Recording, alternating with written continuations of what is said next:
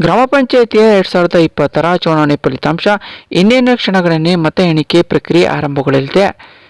ಅಂದಾಗೆ ಜಗಳೂರು ತಾಲೂಕಿನಲ್ಲಿ ಇದೇ ಡಿಸೆಂಬರ್ 22ರಂದು ಮೊದಲ ಹಂತದ ಚುನಾವಣೆ ನಡೆದಿದ್ದು, ಡಿಸೆಂಬರ್ 30ರಂದು ನಾಳೆ ಬೆಳಿಗ್ಗೆ ಪಟ್ಟಣದ ಸರ್ಕಾರಿ ಪದವಿ ಪೂರ್ವ ಕಾಲೇಜಿನಲ್ಲಿ 8 ಗಂಟೆಯಿಂದ ಮತ ಎಣಿಕೆ ನಡೆದಿದ್ದು, ತಾಲೂಕು ಆಡಳಿತ ಮುಂಜಾಗ್ರತಾ ಕ್ರಮಗಳನ್ನು ಕೈಗೊಂಡಿದೆ.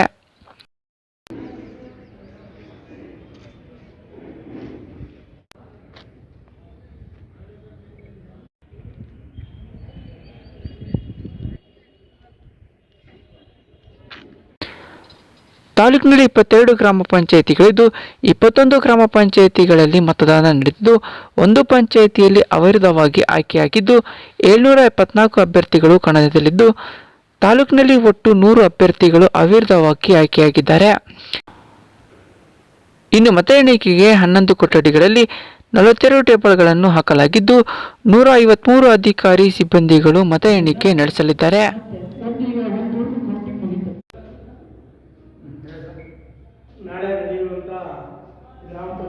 ಜಗಳೂರು ತಾಲೂಕಿನಲ್ಲಿ 22 ಗ್ರಾಮ ಪಂಚಾಯಿತಿಗಳಿದ್ದು, ಒಂದು ಗ್ರಾಮ ಪಂಚಾಯಿತಿ ಅವಿರೋಧವಾಗಿ ಆಯ್ಕೆಯಾಗಿದೆ.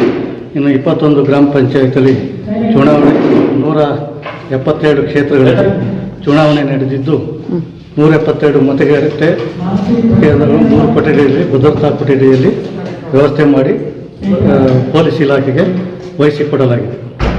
ನಂತರ 30/12/2020 ಬೆಳಗ್ಗೆ 8 ಗಂಟೆಯಿಂದ ಮುಗಿಯುವವರೆಗೂ ಚುನಾವಣಾ ಮತ ಎಣಿಕೆ ಕೇಂದ್ರವಾಗಿ ಪದವಿ ಪೂರ್ವ ಕಾಲೇಜು ಜಗಳೂರು ಇದರಲ್ಲಿ ಆಯ್ಕೆ ಮಾಡಿಕೊಂಡಿದ್ದೀವಿ. 11 ಕೊಠಡಿಗಳನ್ನು ನಾವು ಸಿದ್ಧತೆ ಮಾಡಿಕೊಂಡಿದ್ದೀವಿ. ಅದಕ್ಕೆಲ್ಲ ಟೇಬಲ್ಗಳು, ಕುರ್ಚಿಗಳು ಎಲ್ಲ ವ್ಯವಸ್ಥೆ ಮಾಡಲಾಗಿದೆ. ಅದರಲ್ಲಿ 145 ಎಣಿಕೆ ಮತ್ತು ಸಿಬ್ಬಂದಿಗಳು ಇರ್ತಾರೆ. 11 ಕೊಠಡಿಯಲ್ಲಿ 42 ಟೇಬಲ್ಗಳನ್ನು ಮತ ಎಣಿಕೆ ಕೇಂದ್ರ ಇದು ಮಾಡಿದ್ವಿ. 3 ರಿಸರ್ವ್ ಮಾಡಿರ್ತೇವೆ. ಒಟ್ಟು 145 ಜನ ಸಿಬ್ಬಂದಿಗಳು ಎಣಿಕೆ ಕಾರ್ಯಕ್ಕೆ ನೇಮಕಗೊಂಡಿದ್ದೀವಿ. ಇನ್ನು ಮತ ಎಣಿಕೆ ನಡೆಯುವ ಹಿನ್ನೆಲೆ ಕೊಠಡಿಗಳಿಗೆ ಚುನಾವಣಾ ನೋಡಲ್ ಅಧಿಕಾರಿ ನಜ್ಮಾ ಅವರು ಭೇಟಿ ನೀಡಿ ಪರಿಶೀಲಿಸಿದರು.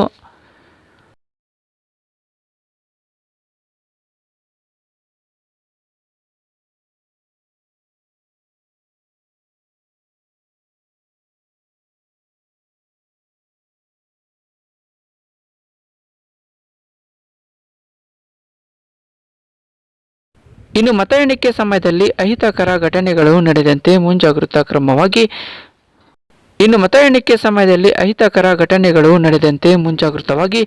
ಪೊಲೀಸ್ ಇಲಾಖೆ ವತಿಯಿಂದ ಡಿವೈಎಸ್ಪಿ ಒಬ್ಬರು, ಸಿಪಿಐ ಇಬ್ಬರು, ಪಿಎಸ್ಸಿ 6 ಜನ, ಎಎಸ್ಸಿ 10 ಜನ ಸೇರಿ 98 ಪೊಲೀಸ್ ಪೇದೆಗಳನ್ನು ನೇಮಕ ಮಾಡಲಾಗಿದೆ.